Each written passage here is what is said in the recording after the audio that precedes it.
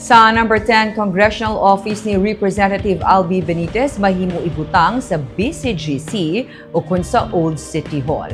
Sa Lunes nga adlaw, gincheck nanday Congressman Albi Benitez, Vice Mayor Calao Puentevilla, kag mga konsehal ang sitwasyon sa ginatukod nga legislative building sa likod sa Bacolod City Government Center. Sunod sa kongresista, sa 4th floor, may ibutang nga reception area nga sarang makabaton sang madamo nga mga bisita kung may pagtililipon. Sa 3rd floor naman ang opisina sa mga konsehal nga ginalauman mahuman na sa sini nga tuig. Pero ang bilog nga building nga suno kay Benitez, mas dako pa sa main building ang ginapaabot nga matapos sa sulod sa 18 ka bulan.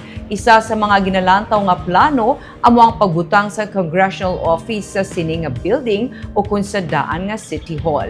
Sa karon temporaryo anay nga nagabaton sa mga bisita kag nagapangayo sa bulig ang Congressional Office sa Mountain View Subdivision samtang wala pa sang opisina si Benitez. I will have a temporary office while this is being constructed. So the option is either here or sa Old City Hall. So we have also enough space for us. But of course, gusto nila patay kami.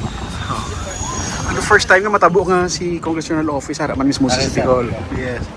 So temporarily, dito ka dito sa Mountain View? Kapangita pa ta. I'll find a more convenient office para masapos sa mga constituents.